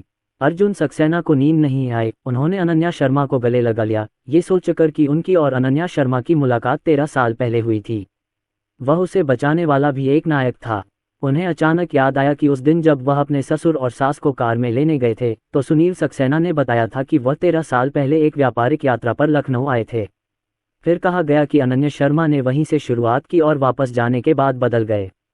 उन्होंने कहा कि वे ताइक्वांडो का अभ्यास करना चाहते थे और फिर उन्होंने ब्लैक बेल्ट तक ताइक्वांडो का अभ्यास किया और अनन्या शर्मा ने उसे ढूंढ निकाला। उसने 2 स्कूलों के सामाजिक समारोह का भी फायदा उठाया और जब वह नशे में था तो वह भी नशे में धुत हो गया और उसके साथ चादरें बिछा दी। हालांकि उस समय वह सचमुच नशे में थी या नकली थी। उनका मानना है कि बाद वाली बात बहुत संभव है। अनन्या शर्मा ने शायद हिम्मत बढ़ाने के लिए थोड़ी शराब पी ली थी, लेकिन वह नशे में बिल्कुल नहीं थी, वरना शायद चीज़ें अनन्या शर्मा के नियंत्रण में नहीं होती। मेरी यह समझदार बहू ऐसा काम नहीं करेगी। ये सोचते हुए अर्जुन सक्सेना ने अपनी बाहों में एक प्यारा सा चेहरा लिए सो रही अनन्या शर्मा की ओर देखा और प्यार भरी मुस्कान दी। उसने अपना सिर नीचे किया और उसके गाल को धीरे से चूमा। अनन्या, तो तुम मुझे पहले से ही पसंद करती हो। मेरे लिए आपने ताइक्वांडो का कठिन अभ्यास किया। मुझे ढूंढने के लिए तुम्हें बहुत सोचना पड़ा होगा। चिंता मत करो, मैं अर्जुन सक्सेना तुम्हें इस जीवन में कभी निराश नहीं करूंगा। यह आपके और आरव के लिए अच्छा होगा। हमारा परिवार ठीक है। अगली सुबह नाश्ते के बाद अनीता सक्सेना ने अर्जुन सक्सेना को कमरे में खींच लिया और उसे एक बड़ा लाल लिफाफा और 3 छोटे कपड़े थमा दिए। यह उपहार उन्होंने तीनों नन्हे मुन्नों को 100 दिन के भोज के लिए दिया था। लाल लिफाफे में 88,888 रुपये थे। छोटे कपड़े उनके पक्ष के पारंपरिक रीति रिवाजों बैजियाई द्वारा बनाए जाते हैं। 100 घरों से चिथड़े एकत्र किए जाते हैं और फिर उनसे कपड़े सिल दिए जाते हैं। बैजियाई शिशुओं के लिए एक आशीर्वाद है। मुझे आशा है कि बच्चे स्वस्थ और सभी बीमारियों से मुक्त होकर बड़े होंगे। ये वह उपहार है जिसे उन्होंने और उनके पिता सक्सेना ने शिशुओं के लिए 100 दिन के भोज के लिए तय किया था। शुक्रिया माँ, अनन्या जब इसे देखेगी तो उसे ज़रूर पसंद आएगी। ये ड्रेस बहुत अनोखी है, अर्जुन सक्सेना ने तीनों छोटे कपड़ों को देखते हुए कहा। बचपन में तुम्हारे पास भी एक था, तुम्हारी दादी ने तुम्हारे लिए बनाया था, माँ ने मुस्कुराते हुए कहा। जाओ जाओ, 3 छोटे जन्मदिन सितारों को देखने के लिए बाहर जाओ। आज आरव, आन्या और रिया मुख्य पात्र हैं। सुबह सुबह माँ किन्नू और अनीता सक्सेना ने उन्हें सुंदर छोटे कपड़े और सुंदर छोटी टोपियां पहनाई। इसी समय अनीता सक्सेना ने एक बड़ा लाल लिफाफा और एक सुंदर उपहार बॉक्स निकाला और उसे अनन्या शर्मा को सौंप दिया। अनन्या, ये 100 दिन के भोज के लिए उपहार है जो मैंने और मेरे पिता ने 3 छोटे बच्चों के लिए तैयार किया था। उपहार बॉक्स में बच्चे के लिए दीर्घायु लॉक, जेड सुरक्षा बकल, साथ ही सोने और चांदी के कंगन शामिल हैं। संयोगवश अर्जुन सक्सेना और माँ कमरे से बाहर आ गए। माँ ने अनीता सक्सेना की बातें सुनी। फिर जब उसने अनन्या शर्मा को गिफ्ट बॉक्स खोलते और उसमें से सोने, चांदी और जेड की वस्तुएं निकालते देखा तो वह थोड़ा दंग रह गई। उस समय उन्हें ये चीज़ें खरीदने की उम्मीद नहीं थी। अपने ससुराल वालों द्वारा खरीदे गए इन उपहारों की तुलना में उसने जो बैजियाई तैयार की थी वह थोड़ी कम लगती है। अर्जुन सक्सेना ने किन की आंखों में भाव देखा, किन के कंधे थपथपाए और कहा, माँ आप क्या सोच रही हैं। फिर उन्होंने अनन्या शर्मा को बुलाया। अनन्या, आओ और वो बैजिया कपड़े देखो जो मेरी माँ ने हम आरव, आन्या और रिया के लिए बनाए हैं। मेरे पास भी बचपन में एक था, मेरी दादी ने मुझे मेरे 100 दिन के भोज में दिया था।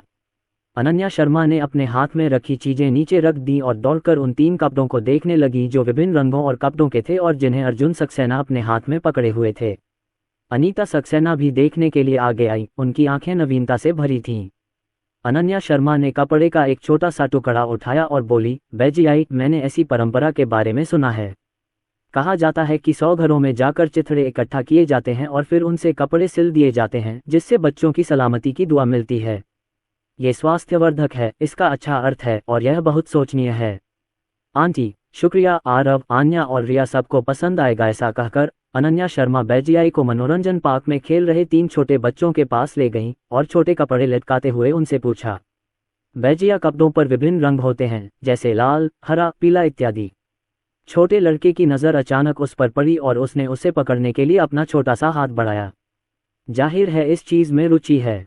ये दृश्य देखकर अर्जुन सक्सेना ने अनीता सक्सेना के कंधे पर थपथपाया, अपनी ठुड्डी उस नन्ही बच्ची की ओर उठाई और उसे देखने का इशारा किया।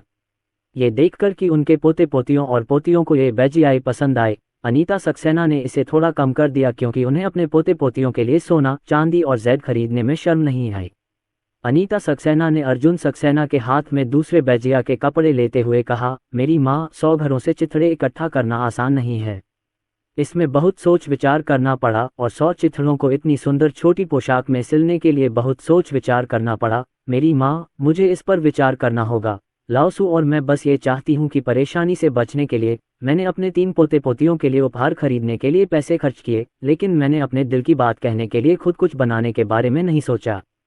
इतना कहकर अनीता सक्सेना ने सुनील सक्सेना से कहा, बूढ़े साहब, अगली बार जब बच्चों का पहला जन्मदिन होगा तो हम इतनी जल्दबाजी नहीं कर पाएंगे।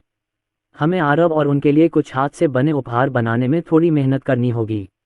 देखिए ये कितना स्मरणीय और सार्थक है। अनीता सक्सेना ने सच कहा। आखिरकार सोना, चांदी और जेड की वस्तुएं पैसे से खरीदी जा सकती हैं, बशर्ते आप सोने की दुकान पर जाएं। इसमें ज़्यादा समय नहीं लगता, लेकिन कपड़े का एक टुकड़ा बनाने के लिए हर घर में चिथड़े इकट्ठा करने के लिए दरवाज़ा खटखटाना पड़ता है। न केवल आपको अपना चेहरा खोलना पड़ता है, बल्कि चिथड़े इकट्ठा करने के बाद आपको कपड़े के हर टुकड़े को डिज़ाइन करके देखना होता है कि उसे कहाँ रखना है। इससे पूरे कपड़े का रंग और आकार खराब नहीं लगेगा। इसके लिए भी सावधानीपूर्वक डिज़ाइन की आवश्यकता होती है और हाथ से कपड़े बनाना भी समय लेने वाला काम है। हर सिलाई और धागा मैंने खुद ही लगाया है और यह मेरी दादी के प्यार से भरा है। सुनील सक्सेना मुस्कुराए और बोले, ठीक है। जब अर्जुन सक्सेना ने अपने ससुर और सास की बातें सुनी तो उन्होंने अनीता सक्सेना के कंधे पर फिर से थपथपाया और अनीता सक्सेना ने आखिरकार अर्जुन सक्सेना को देखकर आराम से मुस्कुरा दिया। अनीता सक्सेना ने कपड़े लिए और माँ से पूछा कि क्या कपड़े पानी में डूब गए हैं। जैसा कि माँ ने कहा, वह भी धूप में बैठी थी। अनीता सक्सेना मुस्कुराई और बोली, बिल्कुल सही। मैं आज बच्चों के लिए यही कपड़े पहनूंगी। जब मैं 100 डेज बैंक्वेट हॉल जाकर तस्वीरें खिंचवाऊंगी तो यह और भी यादगार होगा। माँ ने कहा, हाँ, और ये कपड़े पहनने के बाद वे उपहार भी पहन लो जो तुमने और तुम्हारे ससुराल वालों ने छोटों को दिए थे। ठीक है, मेरा यही मतलब था। दोनों माताएं खुशी खुशी अपने बच्चों की देखभाल करने लगीं, उन्हें नए कपड़े पहनाने लगीं और गहने पहनाने लगीं। अनन्या शर्मा बगल से देख रही थी, कहीं ऐसा न हो कि छोटे बच्चे उत्सुक हो जाएं और अपने गले में लटके सुरक्षा लॉक को अपने मुंह में डाल लें। तीनों छोटे बच्चों को नए कपड़े पहनाने के बाद माँ किन कमरे में गईं और 3 जोड़ी मैचिंग मोजे ले आईं। इसे बदलो। इससे पहले तीनों छोटे लड़के छोटे ताजे कपड़े पहने हुए थे और मैचिंग मोजे भी छोटे और ताजे थे। इस समय रंग बिरंगे बैजिया कपड़े पहनने और उन्हें अनीता सक्सेना द्वारा खुद सिले मोजों के साथ मैच करने के बाद अचानक ये और भी अच्छा लगने लगता है। कितने प्यारे छोटे बच्चे हैं। 3 जब मैंने उन्हें गोद में लिया तो मुझे उनके शरीर पर दूधिया सुगंध महसूस हुई और मेरे हृदय में असीम कोमलता का एहसास हुआ। अनीता सक्सेना ने कहा, माँ, मैं आपसे कुछ बात करना चाहती हूँ। आप बताओ। देखो, अर्जुन सक्सेना और अनन्या की भी अब सगाई हो गई है। आज बच्चों का 100 दिन का भोज है। मुझे लगता है कि वे अपना मन बदल सकते हैं। उन्हें मुझे और मेरी बूढ़ी सू को नहीं, बल्कि आंटी और अंकल कहने की ज़रूरत है। जैसे ही अनीता सक्सेना ने ये सुना, उन्हें ये बात समझ आ गई। उसे ये भी याद आया कि पिछली बार जब उसने अपने बेटे के साथ वीडियो बनाया था तो उसकी बहू वीडियो के दूसरी तरफ थी और अपने बेटे के नाम पर उसे माँ कह रही थी। माँ की आवाज़ उसके दिल को छू गई, लेकिन बहू के वापस आने के बाद वह फिर से शर्मीली हो गई और अपनी माँ को सीधे आंटी कहने की हिम्मत नहीं कर पाई। वह अपनी बहू के माँ को बुलाने का इंतज़ार कर रही थी। अब जब अनीता सक्सेना ने इस बात का जिक्र किया तो उन्होंने तुरंत कहा, कोई बात नहीं। यही तो मैं कह रही थी, चलो अभी इसे ठीक कर लेते हैं। मैं लाल लिफाफा लेकर आती हूँ। मुंह बदलने पर मुंह बदलने का शुल्क लगता है। अनीता सक्सेना बोली, हाँ, तो मैं चाय बनाने जाऊंगी। जब उन्होंने अपना मन बदल लिया तो अर्जुन सक्सेना और अनन्या शर्मा को दोनों पक्षों के अभिभावकों को चाय परोसनी पड़ी। किन्रू ने मुस्कुराते हुए कहा, तो फिर मैं 2 लाल चाय के कप तैयार करूंगी। उत्सव लाल चाय कप। अनन्या शर्मा ने अर्जुन सक्सेना की तरफ शर्माते हुए देखा, लेकिन उसे उम्मीद नहीं थी कि दोनों तरफ के माता पिता इस समय अपनी बात बदलने को तैयार हैं। उसे डर था कि इंतजार करते समय वह घबरा जाएगी। अर्जुन सक्सेना ने उसकी हथेली को दबाया और उसे स्थिर दृष्टि से देखा। पिताजी सक्सेना और सुनील सक्सेना भी व्यस्त थे। जो व्यक्ति लाल लिफाफा लेने के लिए कमरे में वापस गया, उसने लाल लिफाफा ले लिया, और जो प्रक्रिया बदलना चाहता था वह पहली बार ससुर बनना चाहता था और उसे डर था कि वह बाद के चरण में गलती करेगा। अचानक लिविंग रूम में केवल अर्जुन सक्सेना, अनन्या शर्मा और 3 छोटे बच्चे ही रह गए। अनन्या शर्मा ने अर्जुन सक्सेना से पूछा, होंठ बदलने पर मुझे क्या करना चाहिए? अभी अभी किन्रू को 2 लाल चाय के कप मिले और जब उसने अनन्या शर्मा की बातें सुनी तो वह मुस्कुराए और उन दोनों को समझाया कि उस समय क्या करना है। एक बार कहने के बाद दोनों को मूलतः बात समझ में आ गई। अर्थात जब माँ और पिताजी सू को चाय दी जाती है तो केवल अर्जुन सक्सेना को ही चाय परोसनी होती है, और माँ और पिताजी सू अर्जुन सक्सेना को लाल लिफाफा और सलाह के शब्द देते हैं। फिर जब सक्सेना पिता और माता को चाय दी गई तो अनन्या शर्मा ने ही चाय परोसी और सक्सेना पिता और माता ने अनन्या शर्मा को लाल लिफाफा और सलाह के शब्द दिए।